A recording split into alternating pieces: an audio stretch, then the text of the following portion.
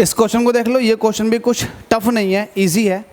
हमसे कह रहा है when an observer is standing on earth, जब कोई ऑब्जर्वर अर्थ के सरफेस पे बैठा हुआ है तो उसे सारे पेड़ पौधे घर रुके हुए दिखाई देंगे। ठीक है, क्वेश्चन पढ़ रहा हूँ।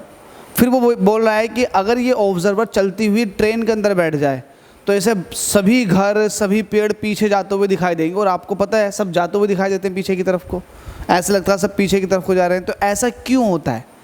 तो गाइज ऐसा होता है रिलेटिव वेलोसिटी की वजह से। जब आप अर्थ के सरफेस पर बैठे हुए होते हो तो आपको हर चीज़ रुकी हुई इसलिए दिखाई देती है क्योंकि आपके रिस्पेक्ट में उन सबकी वेलोसिटी ज़ीरो है। इट मीन्स आप उनके रिस्पेक्ट में रुके हुए हैं, आपके रिस्पेक्ट में वो भी रुके हुए हैं। इट मीन्स आप दोनों अर्थ के रिस्पेक्ट में रुके हुए हो। तो आप दोनों स्टेशनरी कंडीशन में हैं, हाउसेस की बात कर रहा हूँ, ट्रीज़ की बात कर रहा हूँ और आपकी बात कर रहा हूँ। आप रुके हुए हो, दैट्स वाई आपकी रिलेटिव वेलोसिटी ज़ीरो है। लेकिन जब आप ट्रेन के अंदर मूव करते हैं तो अब आपकी रिलेटिव वेलोसिटी, तब आपका मतलब ये है कि यहाँ पर जितने भी ट्रीज़ हैं, जितने भी पेड़ हैं, उनकी रिलेटिव वेलोसिटी आपके रिस्पेक्ट में निगेटिव आती है।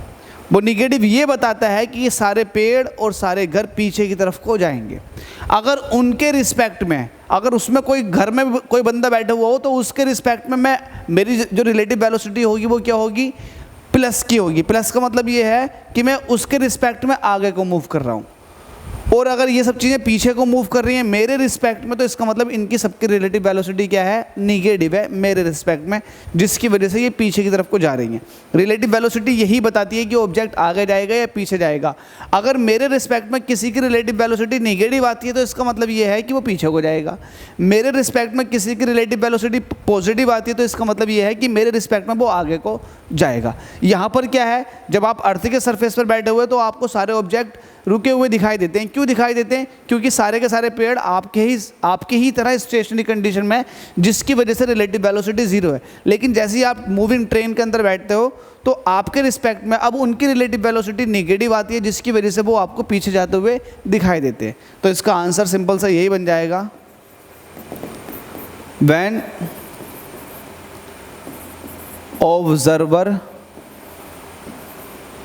Observer and trees,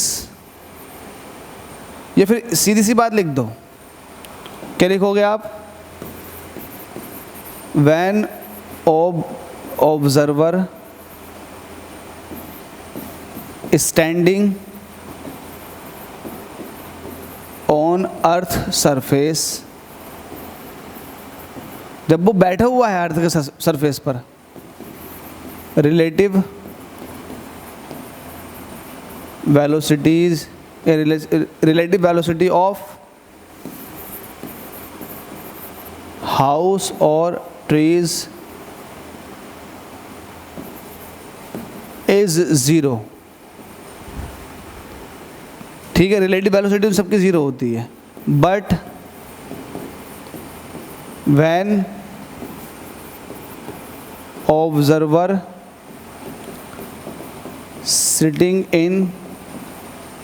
sitting in moving train,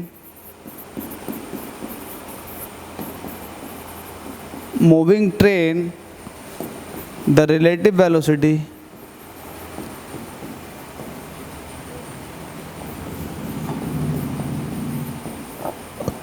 of trees or house becomes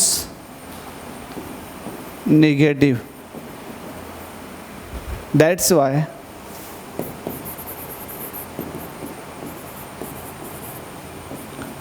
they all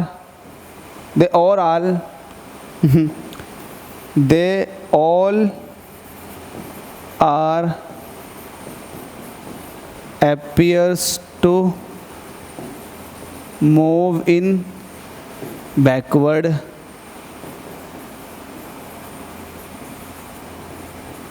direction. सीधी सी लैंग्वेज लिख रखी है, when observer standing on the earth surface the relative velocity of the house और trees is zero. जब वो अर्थ के surface पे बैठा हुआ तब रिलेटिव वेलोसिटी जीरो है। लेकिन but when observer sitting in the moving train, जब ऑब्जर्वर बैठ जाता है चलती हुई ट्रेन के अंदर, the relative velocity of trees और हाउस बिकम्स निगेटिव। तो रिलेटिव वेलोसिटी पेड़ों की और घरों की नेगेटिव हो जाती है, जिसकी वजह से ऐसा लगता है कि पेड़ और घर जो है वो पीछे की तरफ को जा रहे हैं, लेकिन एक्चुअल में क्या वो अपनी पोजीशन को बदलते हैं? नहीं भाई, वो तो अपनी जगह खड़े हैं, लेकिन लगता है। तो ये रिलेटिव वेलोसिटी का कमाल है।